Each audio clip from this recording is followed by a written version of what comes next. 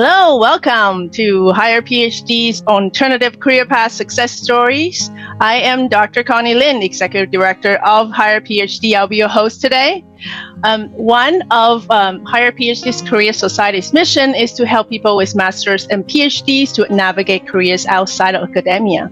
We learned so many transferable skills that can be applicable to many jobs and industries. However, one challenge for us is to get jobs outside of academia is that we don't know what our options are out there. This series' objective is to showcase stories of people with masters or PhDs who have made a successful transition outside to a non-academic career path that you might or might not know about. So if you're interested in hearing more, please subscribe down below and get notified of our upcoming videos. Joining us today is Dr. Sam Joshva, data scientist at Providence Healthcare at Vancouver, British Columbia, Canada. Welcome, Sam. I'm so thrilled to have you as our guest today. Hi, Connie. It's a pleasure to be part of this talk today, and I'm excited and to share my journey with the team.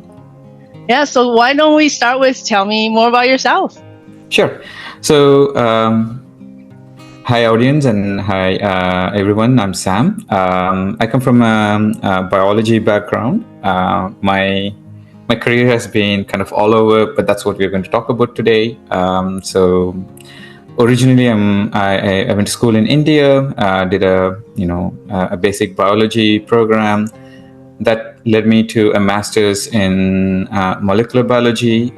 Again, I moved out of the country to Taiwan for that program. And then while I was in Taiwan, I had an opportunity to do a PhD at University of Alberta in Neuroscience. And that's what brought me to Canada. And since then, I've been in Canada almost like a decade and a half, I think. And then so that started my scientific career. And then, along the way, I had to make some course adjustments. And then that led into my transitioning into academia, from academia to industry. And then, again, we'll talk more about that. Right now, I work as a data scientist at Providence Healthcare. But at this job, I do more than just data science. And again, we can talk more about that. But in a nutshell, that's my journey.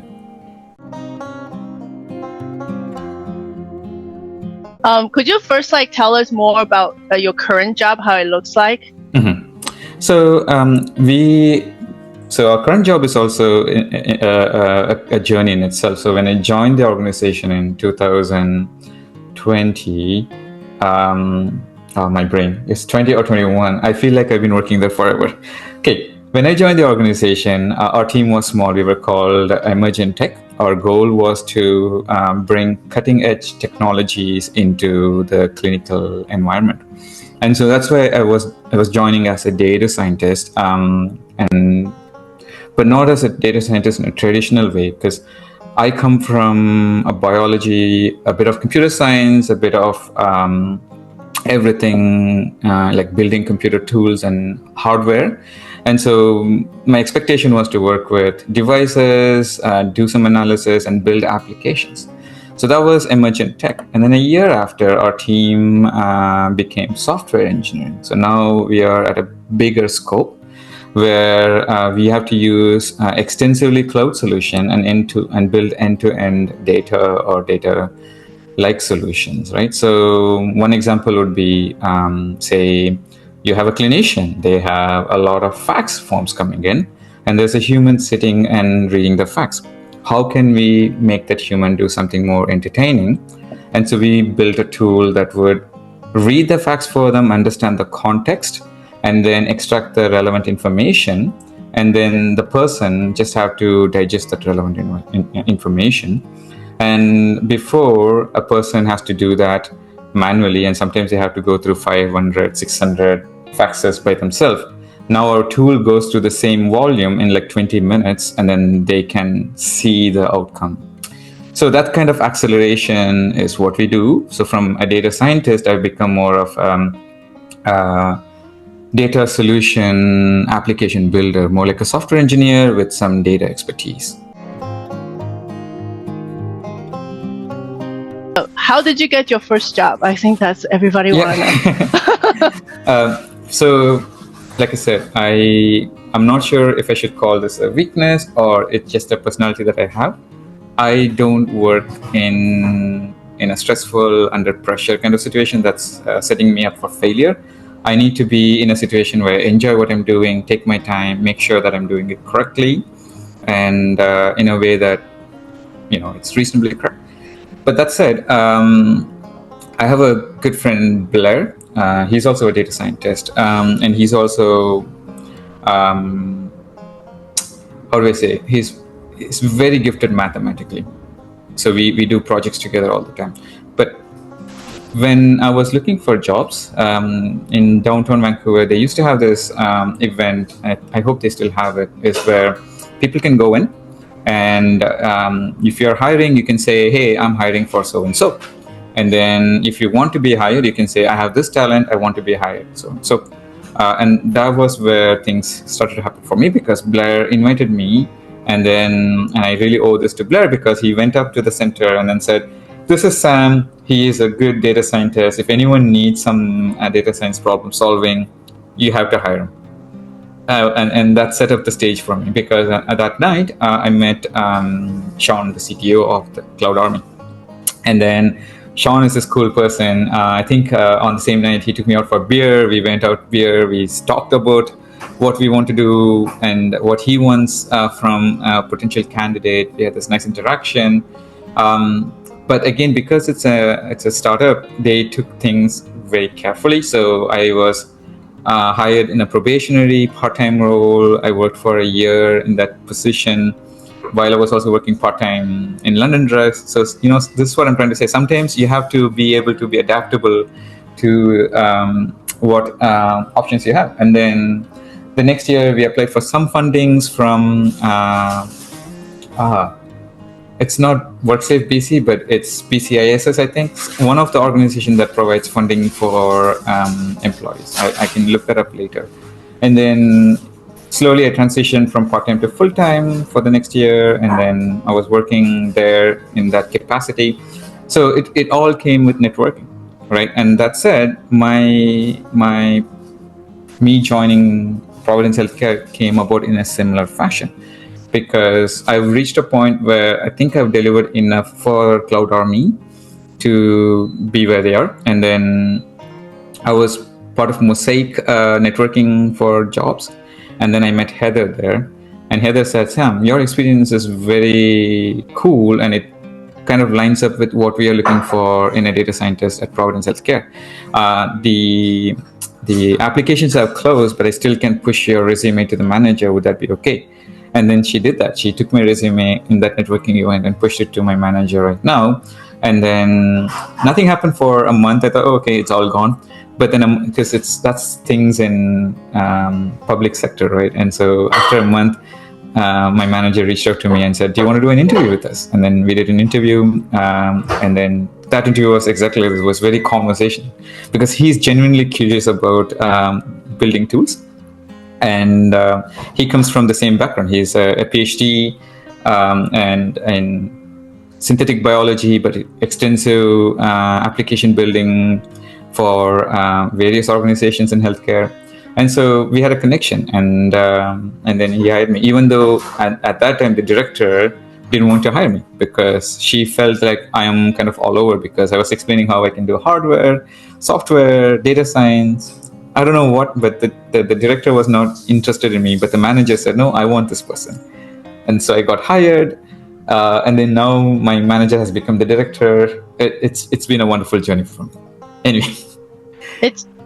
There's a story there that I want to extract for the audience. It's like what Higher PhD is trying to do is also educate hopefully not just educate, but share the knowledge with employers who are not PhD or masters, who doesn't know, like, give us a chance. Yes. Like what I have seen, the many jobs that people took a leap of faith with me, and I was able to outperform everybody in my team.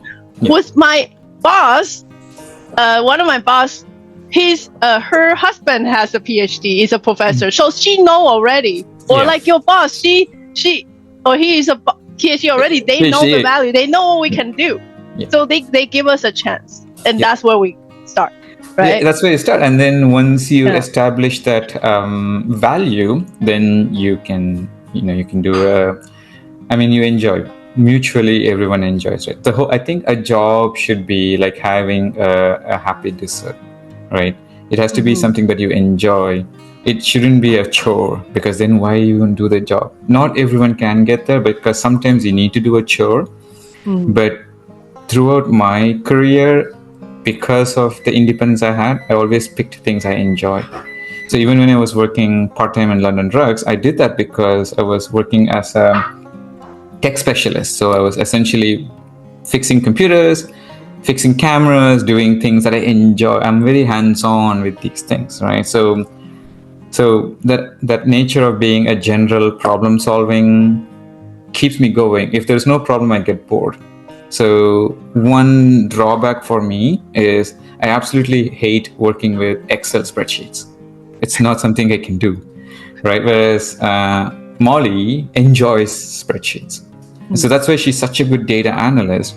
Whereas for me, I have to have this abstract conceptualization of what my program is going to do, write it down, build it, and then I pump data. It would give out the data out, and it will do the same thing consistently as long as it's running, right? So we are different. Whereas Molly is very curious. She'll go through thousands and thousands of Excel spreadsheet data and find these interesting problems, right? So everyone has a different strength, and just use it. Because I'm more how do I say, abstract, and I can't do the same thing again and again. I want to do it one time and make sure it works the way it should Automate work. it. Yeah, automate it and then move on to the next problem. Me too. I automate things. So, okay, this is repetitive now. Yeah, and then don't have to do it. Yes.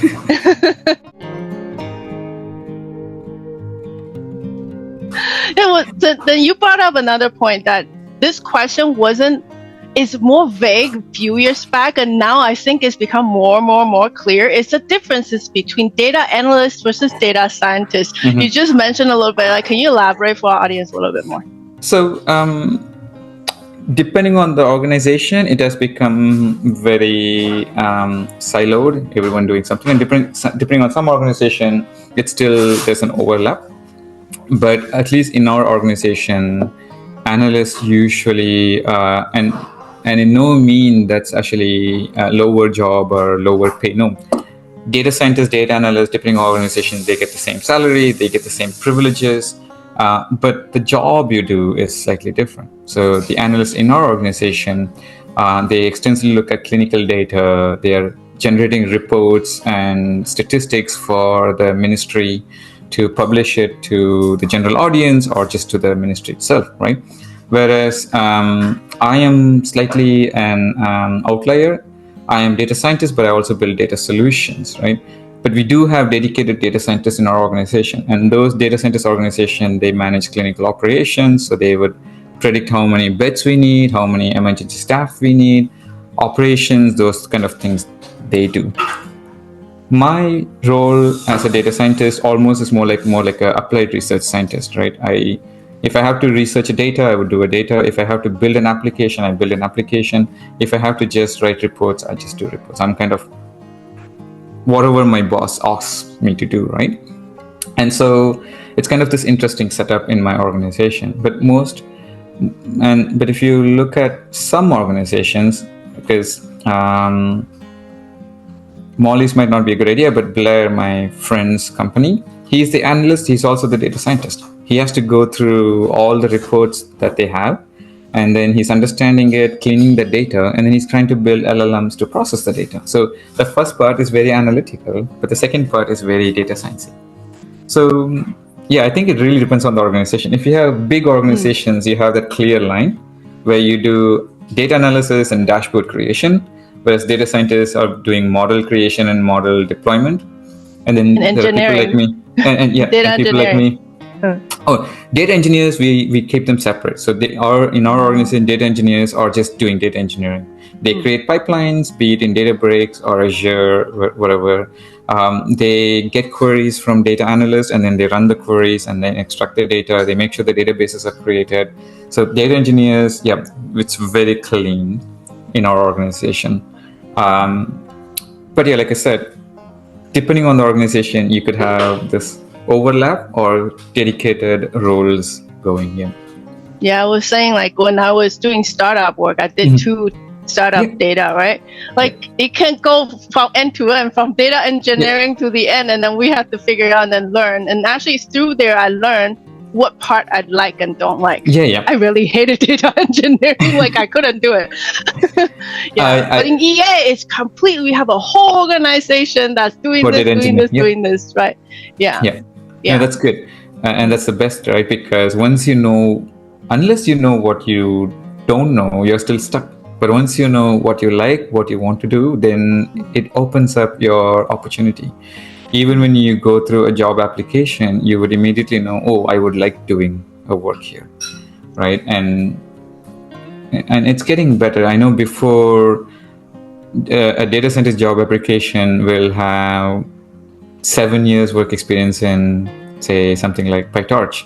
But they fail to realize that it's only in the last 4 or 5 years PyTorch has become powerful enough to do something. So how can you expect 7 years unless this person was part of writing code for PyTorch, right? So job descriptions are getting better. And so, and sometimes, this is a good point about informational interviews. Sometimes when you are not clear what the job is and you're not sure if you're going to enjoy, you can always write and request for an informational interview where an employee in that organization can talk to you about what their daily life is. Are they doing data science? Are they doing data analytics? Are they doing data engineering for the given role?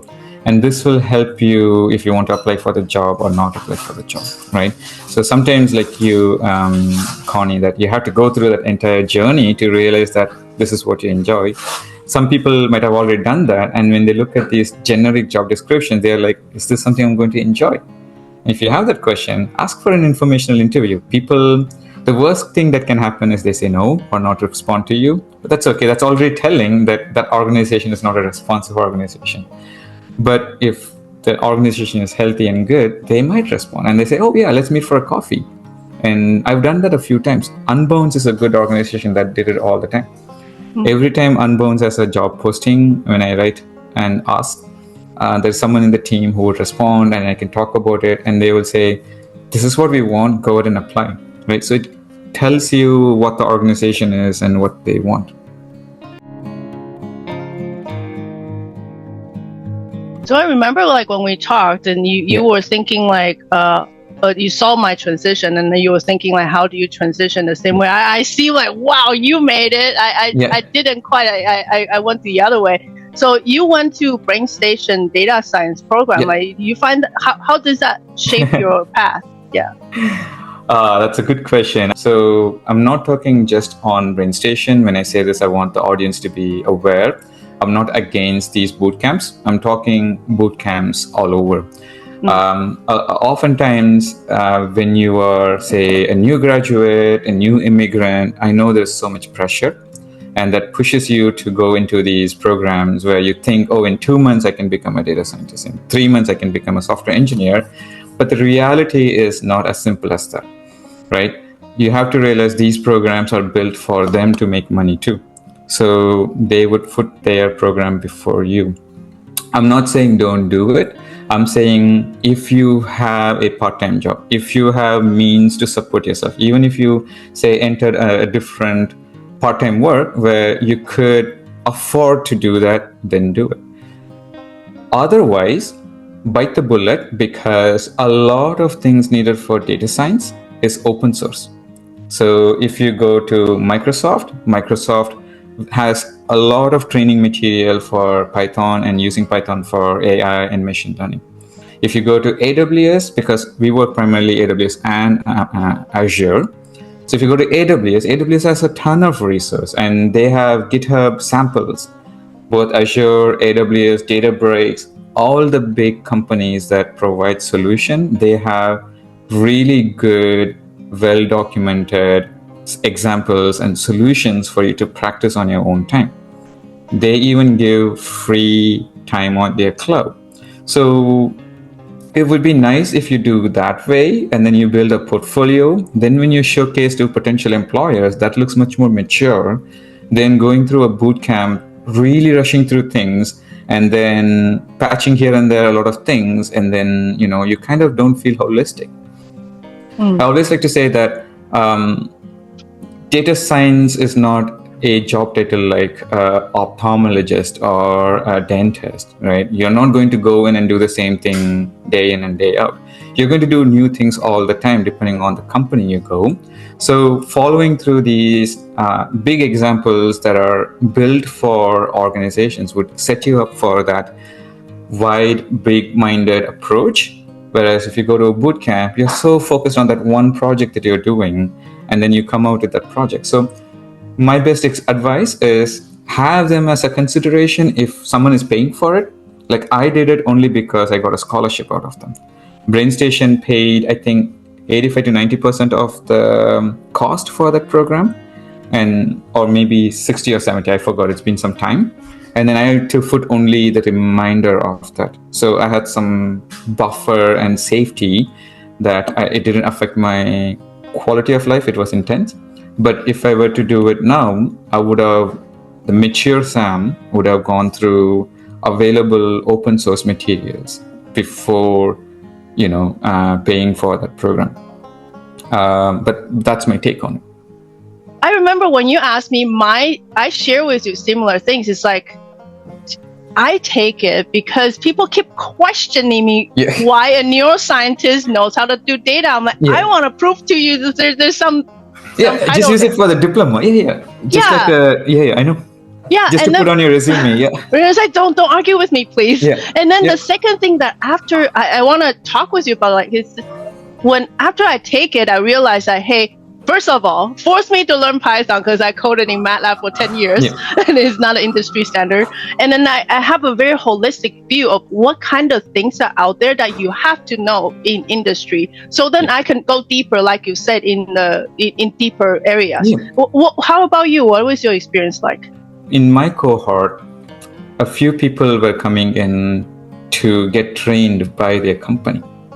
Right, so data science was becoming a thing, and a lot of analysts or people who work with Excel, they don't have that expertise. So they got paid by their company to upskill. And then there were people like me who wanted to career transition. They come from science background and they wanted to come. So they had a lot of R experience. So overall, I would say it depends. If you're an expert in the field like you and me, BrainStation is just for the accreditation to tell that, hey, I have the certificate, you can hire me. If you are a newbie who wants to build a career, I would rather recommend you go do programs like in Langara. Langara has a diploma in postgraduate studies in data analytics. It's a 2-year short program. My spouse, Molly, did it, and then that really helped to jumpstart her career because I would say go and do it on an actual accredited program like, UBC, SFU, Langara. They have really good programs. And I know UBC is very expensive. So again, if you can get some scholarship, do it. But SFU, big data program, and Langara's postgraduate data analytics programs, they're really good to do that. And they're not like the 2 or 3 months short programs. They are proper programs. They walk you through, you have a decent exposure to industry standards. And then one good thing I like about those programs is, I know in BrainStation, once a week they'll try to find someone from industry. But here, every week you get an industry experienced person to come and teach something. So there are better programs for about the same amount of money.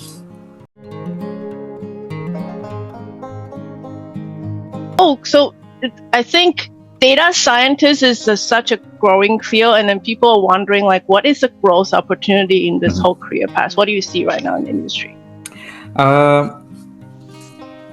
It depends. I'm trying to give my honest answer, and this is my philosophy. It might not apply for all. I don't get tied to the terminology quite a bit. I get tied to the application. I feel in the next few years, data scientist would be like a job that used to exist 20 years ago, say an A job that just disappeared. Give an example, computers. Computers in the early 1900s, or the early start of the 20th century were humans. Humans were computers, and then there were no more human computers. Computers became computers. Same thing potentially could happen to data scientists, or could happen to any role, because computers are becoming better and better, right? Unless you're going to be in the top cutting edge of research, say working for Google, Facebook, or working in Montreal and Alberta as a PhD in data science, chances are we will be replaced with smart tools and applications. So, and I'm not saying that as something to be afraid of. Take it in and embrace it. So when ChatGPT came, a lot of people thought they're going to lose their job. Me and my colleagues, we thought, no, let's use that in our tool because we are the subject matter expertise. We know how to use ChatGPT. If you hire a manager to run a Python program using ChatGPT, that's going to be the worst buggy program that they've ever written. But if you have a Python expert use a ChatGPT, then they will be helping each other. Just like how calculators help accountants become better, you as a data scientist or any software developer, you will get better with these tools. So these are just names. Stay afloat with technology, consistently learn, interact, and then the title doesn't matter anymore. Where is data science going in the future? Well, data, there's a lot of data. People have accumulated so much, they don't know what to do. So invest your time in cleaning that data. Invest your time in showcasing that there is some gold in that data. And if you keep doing that, then your stakeholders will be happy. Just don't be this person who's following, fancy technologies, but be a person who can use that fancy technology with already available, dirty mud, and then pull those gold out. And then you'll be relevant to the organization and they will keep you. So that's inside the organization. Outside the organization, that really depends on you. The market right now is very competitive. Private sectors are not hiring as much in Canada. There's a lot of jobs in the US, but how do you stand out? If you go to any LinkedIn job posting, an hour after the job is posted, there's 200 applicants in the job. How will you stand out for that job, right? So the challenge is, I think, again, build a network, connect with the people. It's hard for people who are remote. It's one challenge I do have, but make time to go meet people in the organization or within the network, right? Because then when you have communication internally with the organization, the chance of your resume being seen by the hiring manager is much higher than you just blindly applying for the jobs. Both is okay, but do both. Apply as many jobs as you can, but also apply through internal networking. In terms of career growth, again, there's two ways. You can be a good data scientist for a long time and eventually you will become a data science manager, which means now you're talking more with stakeholders and spending your time in meetings. Is that what you want to do? Or you can grow a career on the other side where you don't do just data science, but you do other things. You do data science, software development, data engineering. So you have experience in everything. And hopefully in the next 10 years, you could be a lead technical person like a CTO. So you have options, and then make sure that your company will help you with that. If your company is not helping you with it, then that's not a good company. Personally, I don't want to be this manager role. That's why even though I've been with the organization for like 3 or 4 years, I haven't applied for any managerial positions. I've stuck my goal to be more in the technical realm, improving my knowledge of what tools I can use to build the best applications for data. And hopefully, really hoping, it's not easy, I want to be more of a CTO where I can work with teams in the technical scope, not just in, going in meetings every day, day in, day out. Like my manager now is the director. When he was manager, he was doing some technical work, even within meetings. Now he has become director. He has no time for any technical work. 9 a.m. to 4 p.m. he's still, or 8:30 a.m. to 4 p.m. he's still on meetings. It's hard to get. So set your goal based on who you are, right? And then see if the company allows you to grow. And even if the company doesn't allow you to grow, you have to do what you do. Because again, my company is a healthcare-based organization. I'm doing the job because I have passion for the community that paid for my tuition. So I think I mentioned to Connie, all of my education is taxpayers' money because I did not pay into it. It's scholarships and public funding that got me where I am. And so I have this strong feeling that I would forego a lot of money but work for a community-based industry. So that's why I went into Providence Healthcare, which is a healthcare which is publicly funded. But some people, you don't have to. I mean, if you put a lot of money and if you want to grow and become rich, then follow your heart and then look into organizations that support you. If your company is not sponsoring for a conference, that's a bad thing. If your company is not helping you to do professional, to improve your professional development. Thank you for the word, right? If they don't help you with that, then there's already a problem. Like Molly's company, my spouse's company, they have paid into, I think, PAKT, it's a book company, and then there's a few other software and technology-based books they can freely read every day because they paid into a subscription. They have yearly data submits so that they can learn new tools on the go. So those are signs of good company, and then you will be growing in those companies. And then make sure they do yearly audit. Like my manager, every year we have a yearly audit where we will go through my performance, and then the question is, what you want to do in your career? And then my manager is doing exactly what I wanted, which is I want less meetings, more of coding and development, building tools. And then it's only the last half a year he's giving full projects to me. Before I'll be part of a project, now he's like, Sam, this is the problem, go solve. And so I'm building everything from scratch. So that's something I'm enjoying. So have an organization where they listen to you and, give you what you want. Those are the ways you could grow if you really want to grow in your field, right? So.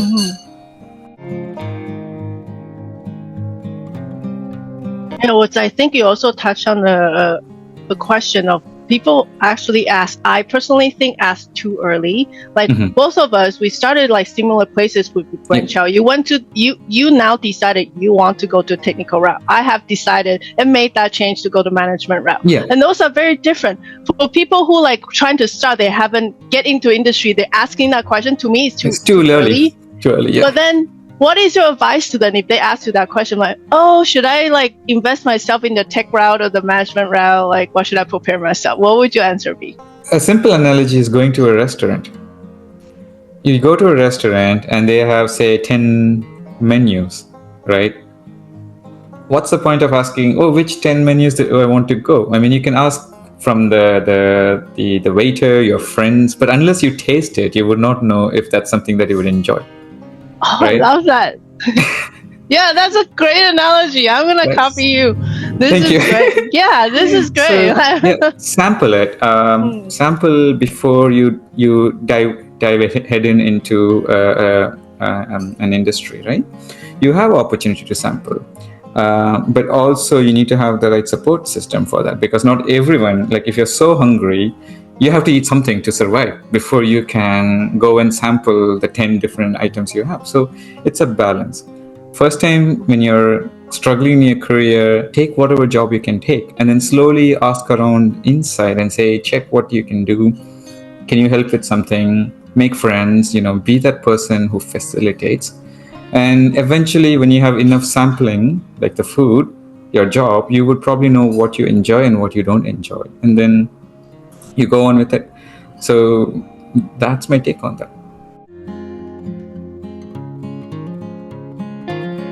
And now, so anything else, if you have a last advice for the audience, we would like to add? I would say it's, so like I said, I came to Canada, but I came to study. And then immediately after study, finding my jobs was really hard. It was, you feel there is no future, but that's just your brain messing with you. Remember, your brain is still living in the PC or 2000 or 3000. It hasn't catched up to our current technology. All the fear and anxiety that you have is back then helped you survive in the wild because you might be eaten by a lion or a tiger. Right now, that will not happen. What's the worst that can happen if you did not get an interview? You can apply for another interview, right? The fear and the anxiety that you face is inside you. It's causing your brain is doing that to you, right? So don't be nervous. When the nervousness comes, take a pause, take a break. It's not the end of the world. You will get another job. But lean on the support system. That's the most important thing. When you go through this period of hard time in a new country or a new workspace, feel free to talk to your family member, friends, and then express yourself, because being open to someone you can trust will help you get that out of your system, so you can free yourself from that burden and keep trying again. I'm saying that because I've gone through the phase where sometimes anxiety of not finding a job or being productive will shut you down for several days or months, right? That is something I faced, and slowly I've realized that it's not helpful.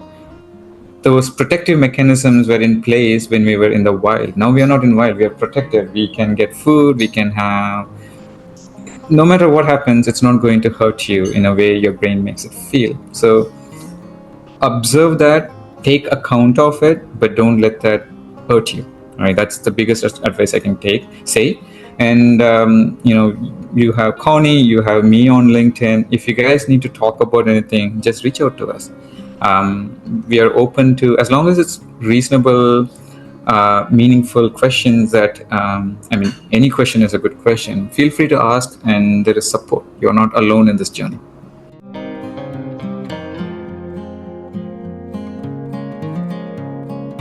Yeah, thank you, Sam. So that words of encouragement for everyone, like audience, I can tell you, Sam is really speaking from the heart. I've seen him when he's in the top time, and look at him now. You can be Sam. Okay, like keep going, reach out, and then we're all here to support you.